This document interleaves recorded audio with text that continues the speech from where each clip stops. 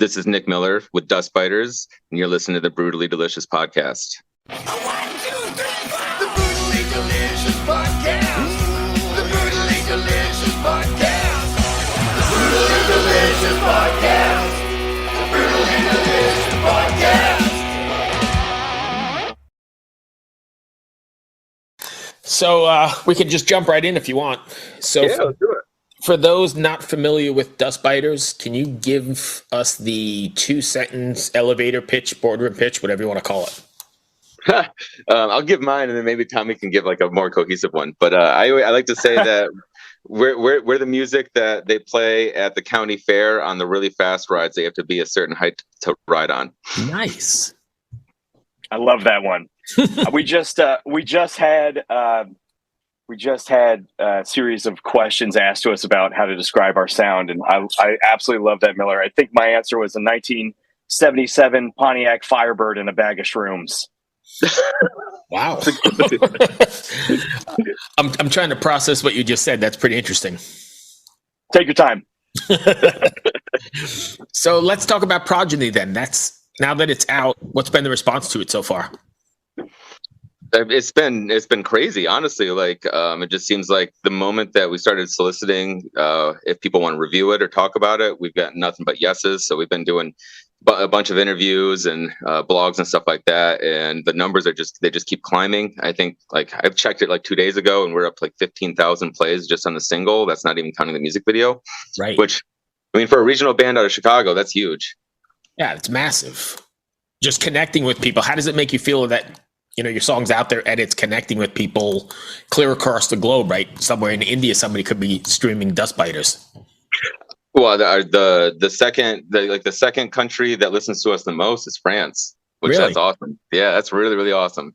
And it's cool knowing that we're building an audience in other countries, because hopefully we can one day get over there. Yeah. Are you guys planning on taking this on the road at all? We've done it. We did a small tour. Oh, sorry, Miller. We did a small tour later in the summer. We hit a couple East Coast venues, some Midwest venues.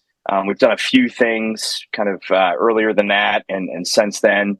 Our goal definitely is to hit West Coast, East Coast, and travel internationally.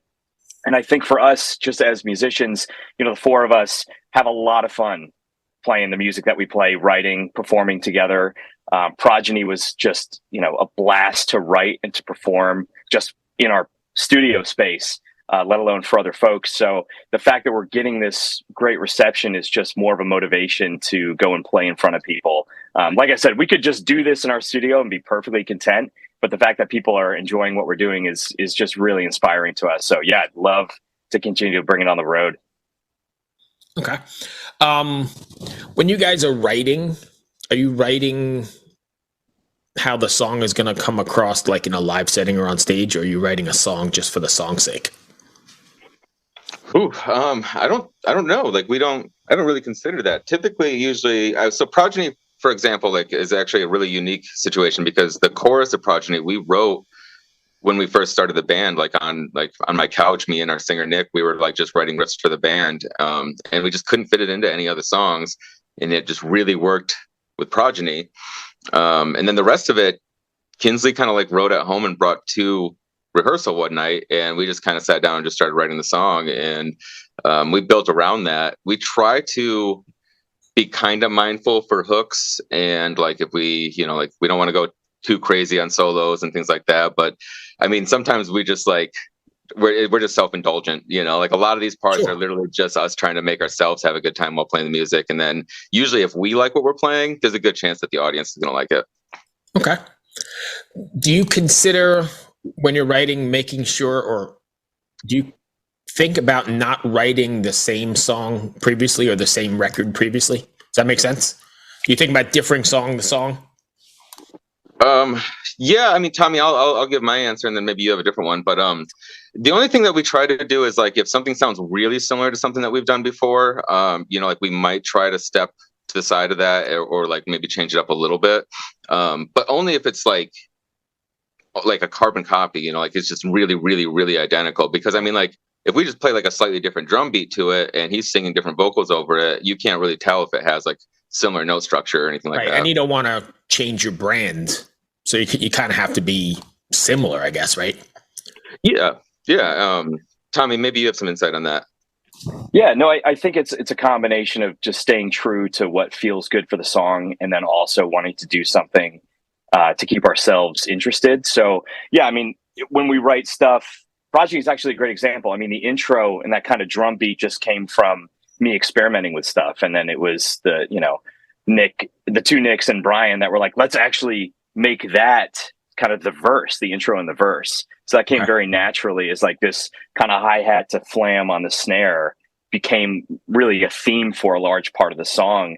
But yeah, when we're writing and kind of like A and Bing stuff, I definitely want to switch up my drum parts. I want to make the drum parts interesting. Right. So yeah, if we're writing a song, maybe we'll start out with a chorus where the riff is kind of the center, and then I'll start with a beat, and then maybe I'll swap out a few versions of that beat until we get to something that feels good. But it really is all just in service of the song. If we do something that is slightly similar to something that we've done in the past, as long as we're confident that is cohesive in and of itself with the song, it's at this point we're so new. We're just trying all sorts of things and trying to just stay genuine to the music that we're working on at that moment. Right. So I see that you've been releasing singles, but are you planning on doing like the old school model and releasing an EP or a record, or are you just going to stick with the new business model and do the single thing, video single thing? So we actually, we released the album Guilt in August of last year, and then we've been releasing singles off of that. And Progeny is the first single, and we were waiting to have like the music video ready to go for it, and we wanted that all to come out at the same time. So I think off of Guilt, we probably have like 2 more singles that we want to feature off of it and kind of promote. And then we're going to, we haven't like fully committed to this, but we've talked about it. We're probably going to switch to the newer model of releasing a single, doing a bunch of marketing and promotion around the single, right. Playthrough videos, music video, live performance video, all of that stuff. The reality is as much as we want to do the old school, release an EP, release an album, that kind of stuff, it's expensive. Well, not only is it expensive, it's just people don't have the attention span to care. So it's just like they might listen to the first couple of tracks on the record and then set it aside because something else came out that has their attention. Right. It's an absolute. Go ahead. No, one of my favorite songs on Guilt is actually the last song, and there's a lot of reasons why. One of it is just the fact that it's so different from all the other tracks on the record. We wrote that record and arranged that record because we all grew up loving albums, listening to albums from start to finish. Right. And so there is a flow through the entire thing. And when you get to that last track, it's kind of a reward. We didn't put it there because it's our least favorite song on the record or the least, strong song on the record. But I think as a result of that, people might miss it.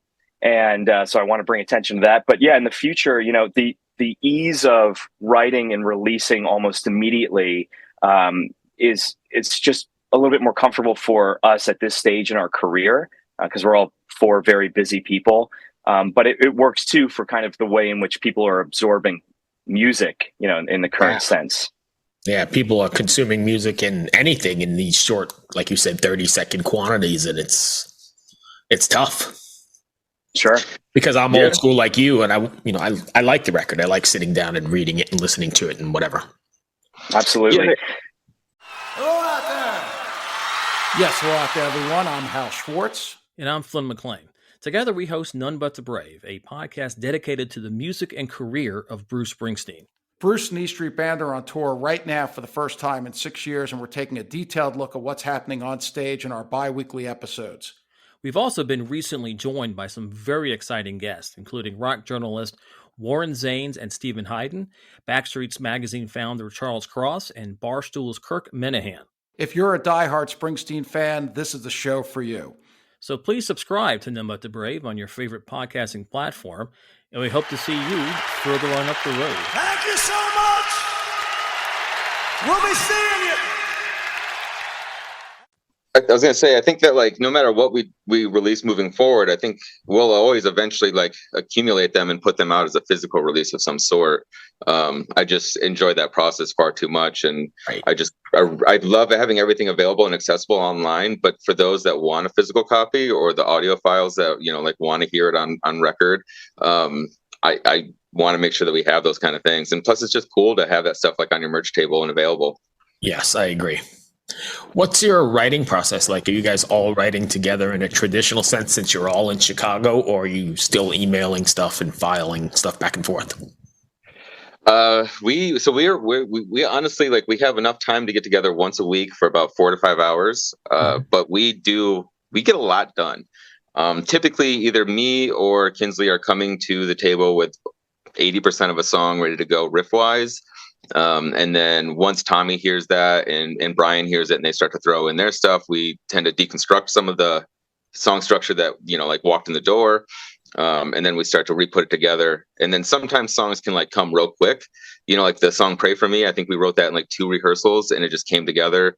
The song that we're working on now, the structure was finished within like 3 or 4 rehearsals. And now we're just like kind of adding ear candy and tightening things up. Right. But other songs, like the song that we just finished writing called Bittersweet, that took us almost 3 months. We just really want to make sure that, like, the small little transition parts were perfect and worked well. So that way, we know that we make really weird random music. And so, like, we're definitely an acquired taste and a niche style of music, but we want to make sure it's cohesive and people can chew on every single part and not feel like they're getting lost in it. That makes sense. So what is next for Dust Biters then?